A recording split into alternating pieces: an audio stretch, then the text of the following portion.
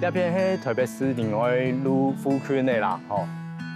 其實這片是對我來講，伊就當特別當重要的地方，也是我第一份工作，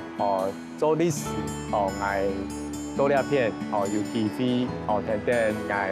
師傅陳律師來做歷史，還有做好客家的地方。這片哪裡呢？這片就是我做歷史我辦公室的地方。像這是我一般來講，我這片做我歷史的業務，這就是我辦公室，這片，早來就這地方我可以帶大家來看一下，就這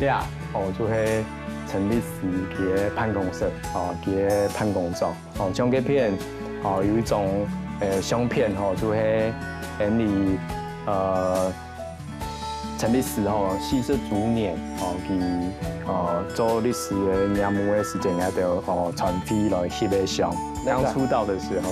戴墨鏡的呀。陳律師係哪隻？也係陳律師，陳律師的太太。其實我記得我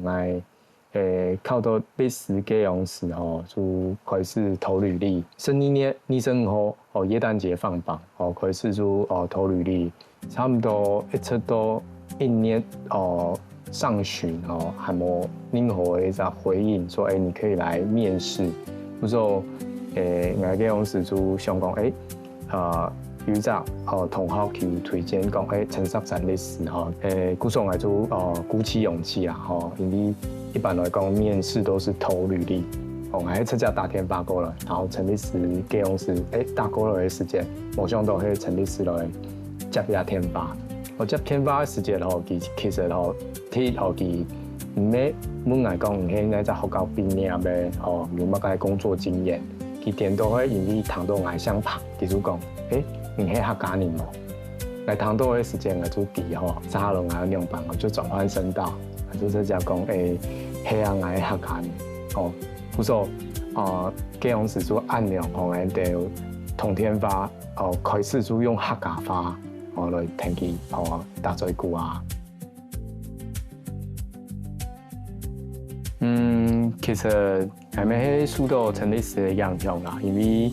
睇佢係客家人，再來就係當到客家鄉親會請佢起來做一隻諮詢。佢做諮詢的時間，我就會聽聽講客家話。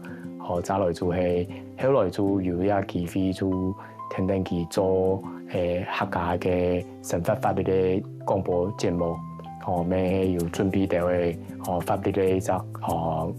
素材來開始圖廣播來講。其實對我來講也唔單淨係我講做歷史業務嘅一隻辦公室，最重要嘅就係講佢本來有一機會請到客家。